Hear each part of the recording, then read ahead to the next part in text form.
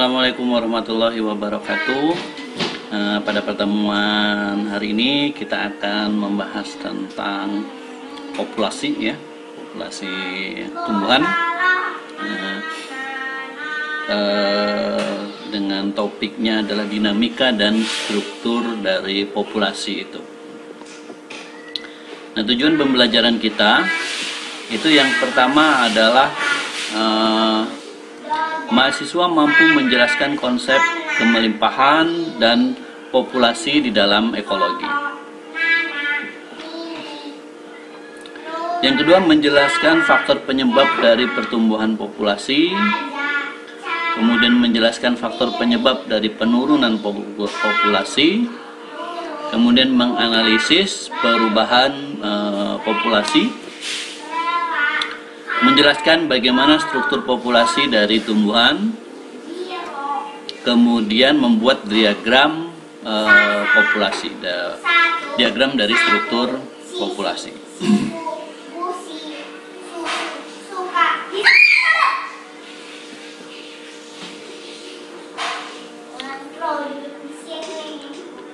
Nah, baik, apa itu populasi?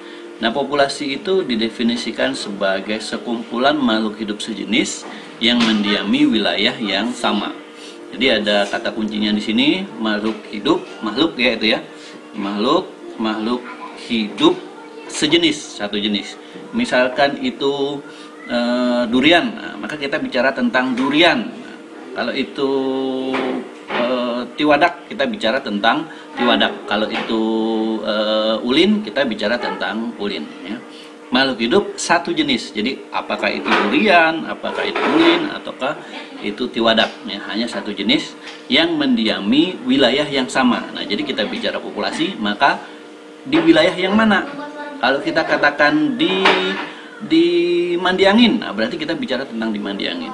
Kita mengatakan di Tarjun, nah kita bicara tentang makhluk hidup sejenis di Tarjun. Katakanlah ulin di Tarjun, meranti di Mandiangin, dan sebagainya.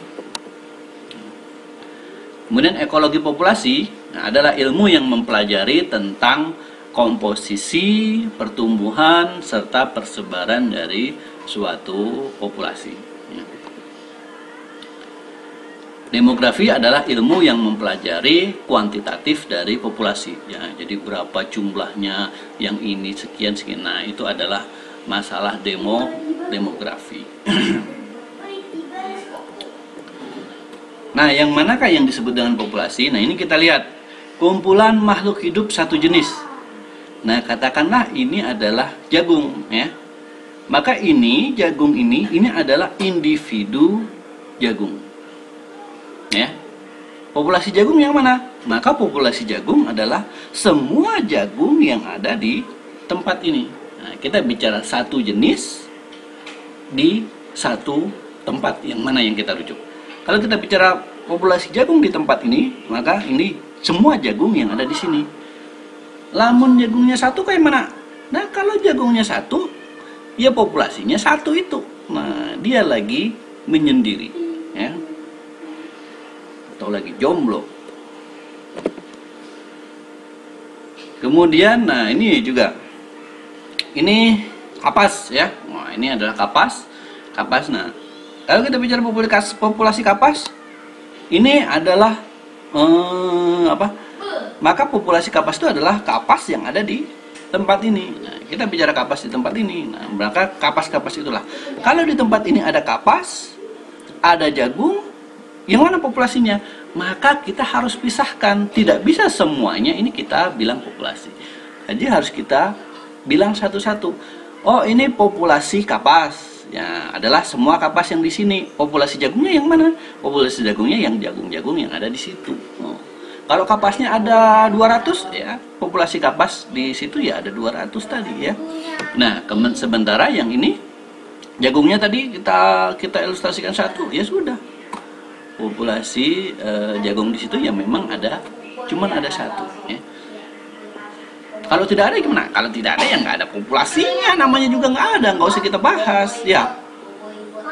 Nah, kemudian, nah, gambar ketiga. Nah, menurut Anda Populasi apa yang terlihat di gambar ini? Silahkan Anda tulis di kolom komentar. Populasi punya karakteristik. Yang pertama, populasi itu punya pertumbuhan, bisa tumbuh, bisa berubah, atau bisa disebut juga dengan berdinamika. Disebut dengan dinamika populasi. Bisa tumbuh, bisa kurang, ya, berubah-ubah. Disebut dengan dinamika populasi. Yang kedua, populasi juga punya struktur, ya. Nah, dia punya struktur atau tingkatan, ya, berdasarkan kelompok-kelompok tertentu. Kemudian yang ketiga itu adalah populasi punya kerapatan atau densitas. Keempat, populasi punya penyebaran atau distribusi. Dan kelima, populasi itu memanfaatkan sumber daya. Namanya makhluk hidup, ya kan? Namanya makhluk hidup ya pasti memanfaatkan sumber daya. Kayak kita hari-hari minum, makan, ya, memakai sumber daya.